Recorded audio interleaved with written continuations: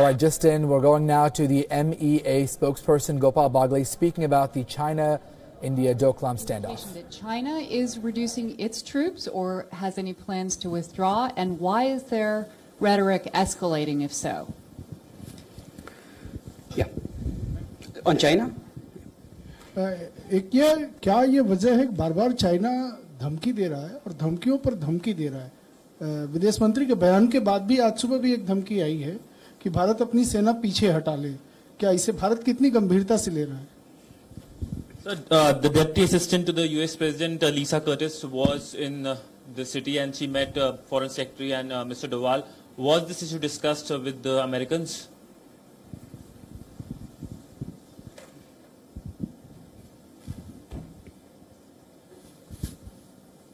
Sir, वो 15 page का जो फैक्ट शीट आया है चीन की तरफ से, उसमें आंकड़ों में बताया गया है, 3 आंकड़े हैं जिसमें ट्रुप्स के बारे में बताया गया है। शुरुआत में इतने थे जो बढ़कर 400 हो गए, अब 40 हो गए। पहली बात तो ये है। और फिर आज फिर से आरोप ये लगाया गया है कि अपनी सीमा में ट्रुप मूवमेंट कराया गया है भारत के द्वारा और सड़क भी बनाया जा रहा है उस इलाके में भारत के द्वारा, ये प्रयास हो रहे हैं। इस बयान पर आप क्या प्रतिक्रिया देंगे, खासतौर पर इस बात को लेकर कि क्या हमारे ट्रूप्स अभी वहां पर वर्तमान हैं जैसे पहले थे और उनकी संख्या क्या है? Suhasini? Okay. Shubhajit, on China? Yeah. I mean, similar to what has been asked. The Chinese embassy DCM has said that specifically that they have counted and there are 48 Indian soldiers present there. Can you tell us what is the number, if it is correct or incorrect?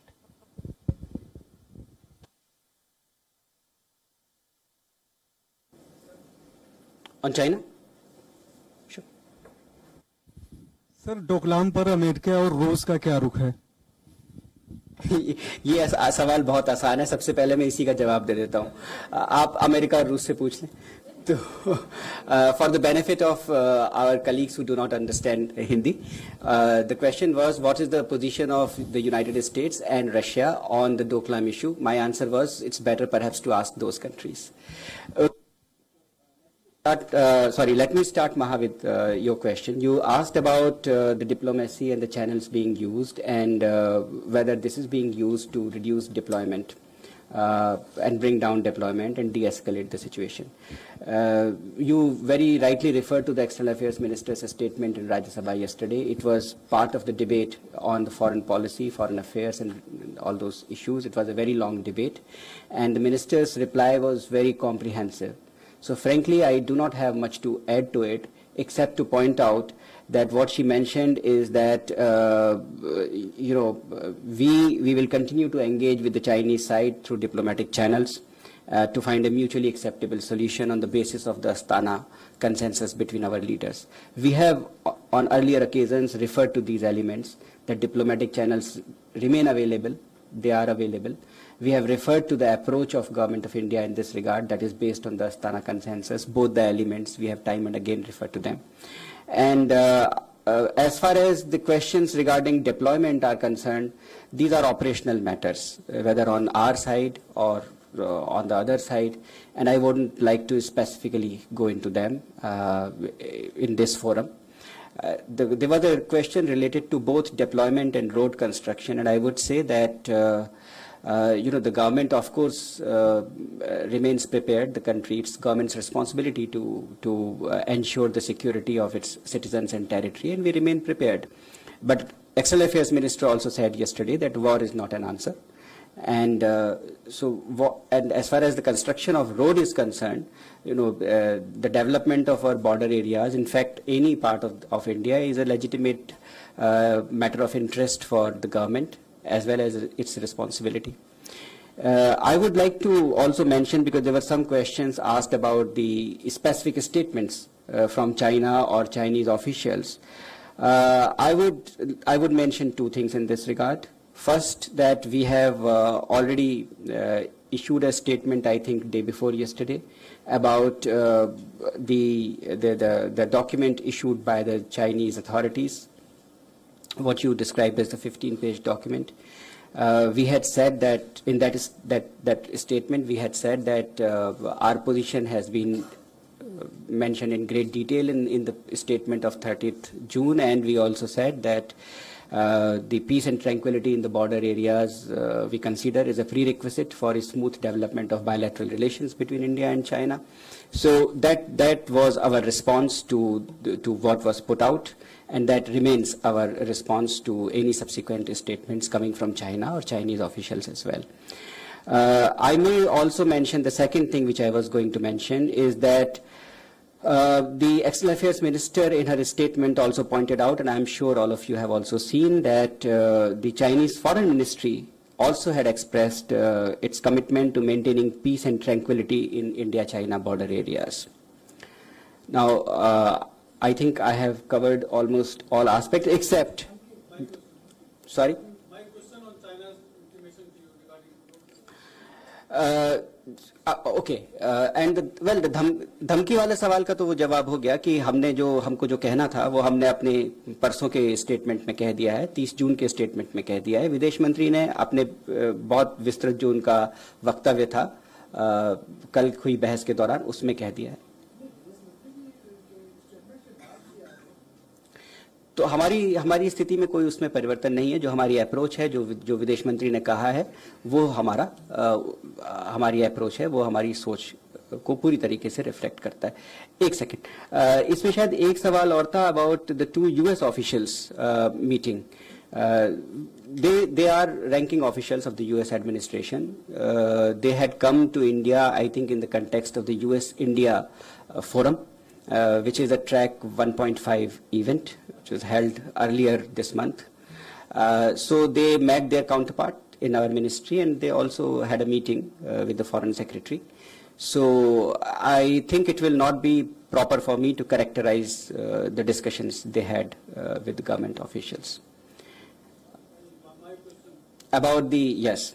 Well, again, I think it is not correct for me to characterize the contents of diplomatic interactions. And again, our approach and what we had to say in this regard has been contained in great detail in the press release issued on 30th June. And our concerns emanate from the Chinese action on the ground being in close proximity to the tri-junction between India, Bhutan, and China. China, Manish, mike ले लीजिए। उन्होंने आपको intimate किया था before they went for making road there. माने other than Bhutan, they intimated India also. So yes, I have read that statement. I've seen that statement, but I don't think it is correct for us to go into every detail of diplomatic interaction. Yes, Manish. Sir, मेरा सवाल हाफिज सईद को लेकर है। हाफिज सईद मैं एक second के लिए आपको रोक सकता हूँ, माफी चाहता हूँ। कुछ सवाल मुझसे हिंदी में पूछे गए थे, मेरे ख्याल से जवाब जो मैंने ज्यादातर अंग्रेजी में दिया है उससे काम चल जाएगा। Yes Elon.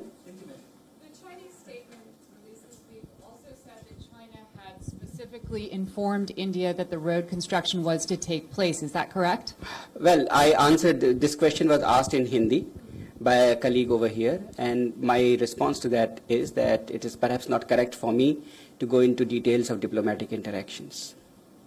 I will not like to characterize diplomatic interactions. Do you want to ask about this China Doklam issue? All right, first let us give the floor here to our Chinese colleague. Manish, sorry, I'll come back to you. This is related to the same question. I want to know is that if India is notified, why India didn't raise any objection but send the troops directly?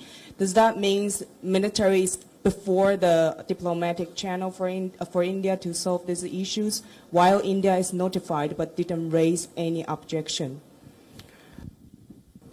Well, my answer is that I am not prepared to go into details of diplomatic interactions. Ashok? Can you tell us something about Chinese incursion in Uttarakhand? You mean the Barahoti area? I think we have already issued a statement in that regard. We have basically said that sometimes these situations arise because of different perceptions of the boundary on the ground.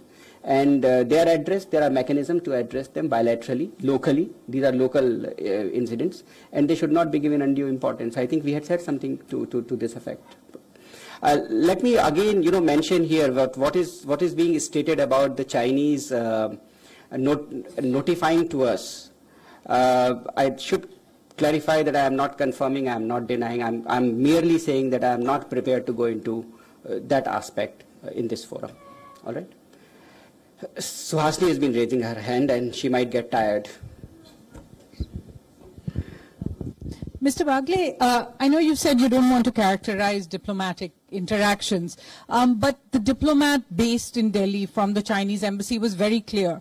They believe that Bhutan never asked Indian troops to come to their rescue on the Doklam plateau. He has said this very much in black and white. So regardless of whether... How do you say something in black and white? I thought you write something in black and white. He said it he said it on the record, if you'd prefer the technical term.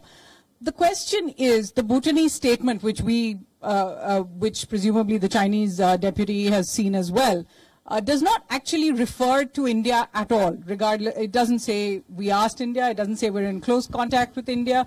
It doesn't refer to India at all. Could you tell us categorically that Indian troops went into the Doklam plateau at the invitation of the Bhutanese side? Well, Suhasini, we have gone over this thing, I think, a couple of weeks ago and maybe even before that.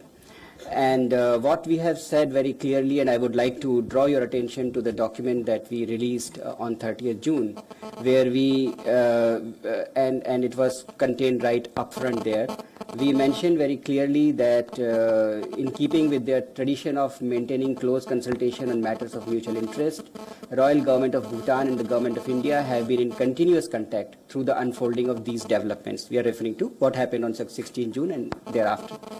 And the next paragraph we mentioned that in coordination with the Royal Government of Bhutan, Indian personnel who were present at the general area Doklam approached the Chinese construction party and urged them to desist from changing their status quo. So this is what we had to say about this matter, and I don't think I can add anything to it. Zaka? No, sorry. Hold on. Manish. Sir मेरा सवाल हाफिज सईद को लेकर है. Sir मेरा सवाल हाफिज सईद को लेकर है. अब तक जमात-उद-दावा के नाम से आतंकी संगठन चल रहे थे, अब उसको पॉलिटिकल पार्टी में कन्वर्ट किया जा रहा है. आपका reaction?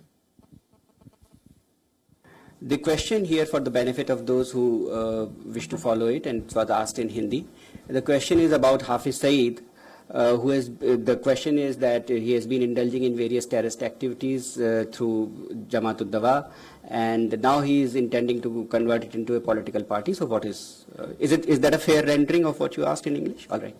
Now, look, all of you are aware, and Manish, मैं आपको हिंदी में जवाब दे देता हूँ, फिर उसके बाद इंग्लिश में I'll render it for everyone else in English. देखिए, हाफिज सईद जो है वो एक खूंखार दुर्दांत आतंकवादी है, जो कि मुंबई में जो आतंकवादी हमला हुआ था 2008 में, जिसमें 160 के ऊपर लोग मारे गए थे, खाली भारतीय नहीं, बहुत से नेशनलिटीज़ के लोग उसमें, इनोसेंट लाइव्स, मासूम जाने गई थी, तो उसका खून उसके हाथों पर है और वो उस अटैक का मास्टरमाइंड है. अभी वो पाकिस्तान में हमको ऐसी रिपोर्ट्स मिलती हैं मीडिया में कि वो एक हाउस अरेस्ट में है, और इस तरीके का आतंकवादी किसी भी नाम से अपने संगठन को चलाए, चाहे वो उसे लश्कर तैयबा कहे या वो जमात-उद-दवा कहे, लेकिन ये दोनों ही नाम आप जैसा जानते हैं यूनाइटेड नेशंस ने, संयुक्त राष्ट्र संघ ने अपने 1267 प्राविधान के तहत इसको बैन किया हुआ है, इस पर प्रतिबंध लगाए हुए हैं. इस प्रकार के आतंकवादी और उसके आतंकवादी संगठनों को पाकिस्तान में जो छूट मिली और मिलती रही है आतंकवादी गतिविधियां करने के लिए, वो बड़े चिंता का विषय है, खाली हमारे लिए ही नहीं बल्कि दुनिया में और भी देशों के लिए, हमारे पूरे क्षेत्र के लिए. और अब अगर इस प्रकार का आतंकवादी राजनीतिक गतिविधियों में आना चाहता है, तो मैं तो यही कहूंगा कि क्या वो बुलेट्स चलाने के बाद जिसने मासूम जाने ली हैं, क्या वो बैलेट के पीछे छुपना चाह रहा है, या वो जो हाथ खून में रंगे हुए हैं उनको वो बैलेट इंक से छुपाना चाहता है? तो हमें लगता है कि पाकिस्तान को हर संभव प्रयास करने चाहिए पूरे कदम उठाने चाहिए कि जो इंटरनेशनल ऑब्लिगेशंस हैं पाकिस्तान पर ऐसे व्यक्तियों के और उनके संगठनों को प्रतिबंधित करने के लिए उनका अक्षरशः पालन किया जाए, उसका 100% पालन किया जाए और इनकी आतंकवादी गतिविधियों पर पूरी रोक लगाई जाए. My answer basically is that Hafiz Saeed is an internationally designated terrorist under the UN 1267 provisions. His organization, whether it is called Lashkar-e-Taiba or Jamaat-ud-Dawa, is one and the same. And they have been carrying out terrorist activities not only against India, but it's also terrorist activities against others in the region. And it's been a matter of concern not only for us, but the entire region and beyond. And we hear from media reports that he is under some sort of a house arrest in Pakistan, but it is very well known that his organization and his other colleagues and he have enjoyed freedom in Pakistan to conduct terrorist activities against India and others. That's a matter of concern, as I said. And it is Pakistan's obligation, obviously, to make sure that such individuals and organizations are not able to enjoy any freedom to conduct terrorist activities, and the international obligations which Pakistan has under international sanctions on these individuals and organizations are enforced 100%. Regarding the aspect of the political parties, I mentioned that it appears that a person whose hands are stained with blood of innocent lives is perhaps it's both ironical and disconcerting to notice that such an individual is perhaps wanting to hide his blood-stained hands behind the ballot ink, or is he trying, the person who has traded in bullets to take human lives, innocent lives, is he trying to hide behind ballot? That's a matter of concern.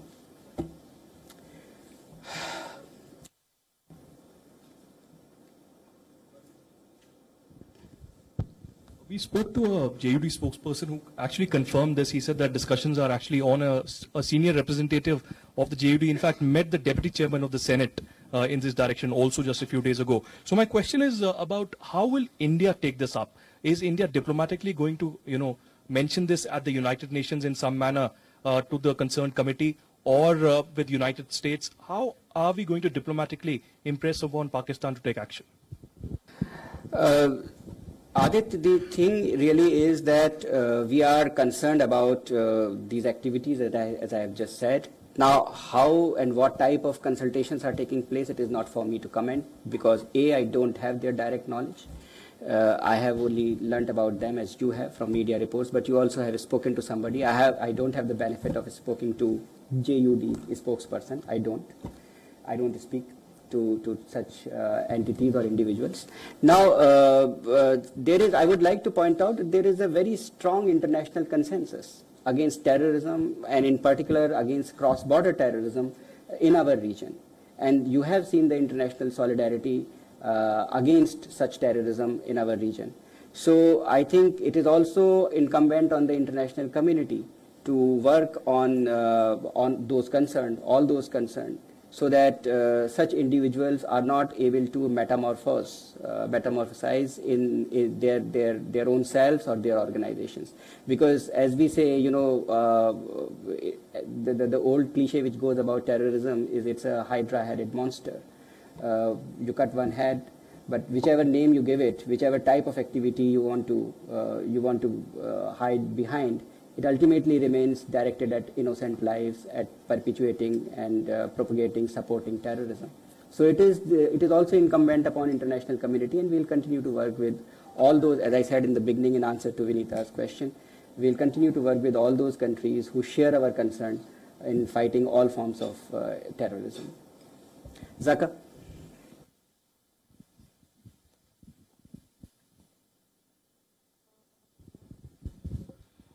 Sorry, Gopal, I'm coming back to Doklam. I'm just trying to understand from India's point of view, is there any basic minimum requirement, basic minimum condition that needs to be met for de-escalation to be considered, and what may that be? And as a follow-up to what Shubhajit asked, you are neither confirming nor denying anything on troop numbers.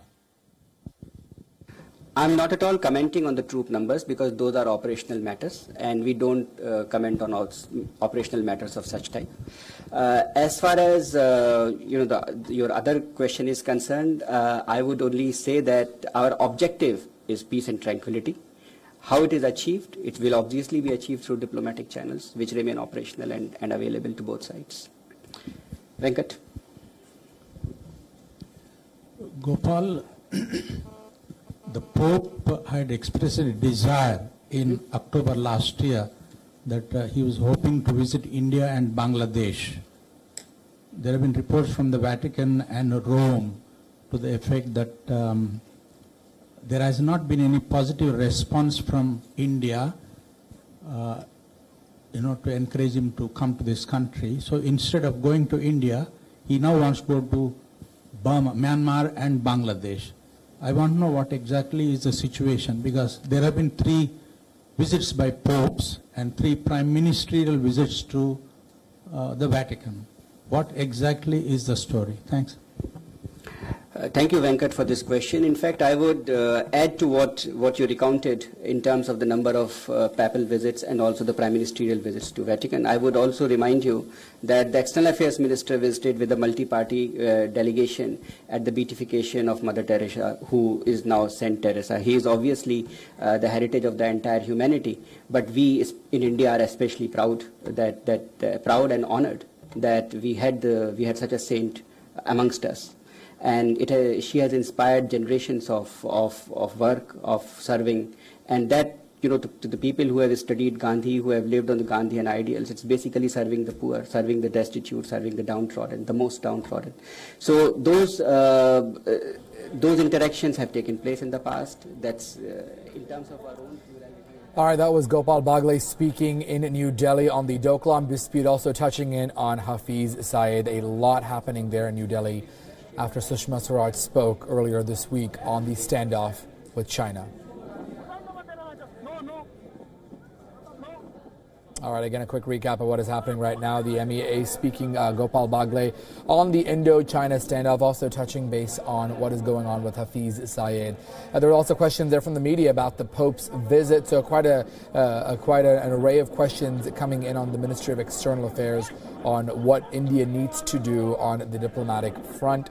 Of course, all of this started with the Doklam dispute between India and China. All right, let's go back and listen into Bagley right now. Srinjoy has asked a very interesting question in English, and I don't normally lapse into Hindi songs, but I would do that for a change. I don't know, I'm sorry to my non-Hindi speaking colleagues, I don't know how to render it, but Srinjoy, isharon ko agar samjho, raz ko raz rehne do. Sir, President Donald Trump announced some points about HIV visa, green card. So the question is, the Indians who are staying in USA facing the problems what they announced by the president, and who will those who are entering in the USA, there is also problem, either educated or technical person. What is the stance from your side, the external affairs? Is it the Donald Trump announced you will be followed it, or you will be instruction something? Thank you for your question. See, the thing really is that there was a presidential executive order on H-1B visas. After that, as far as our understanding goes, a number of bills have been introduced in the US Congress. These bills pertain to different areas. They pertain to H-1B, but they also pertain to broader immigration issues. All right, let's get a quick recap on all that is happening right now with regards to this. A quick recap of what is happening there. You see Gopal Bagley there addressing the Doklam dispute between the India and China, the standoff that is now ongoing. Also taking several other questions as well from members of the media, including Hafiz Syed, as well as the Pope's visit.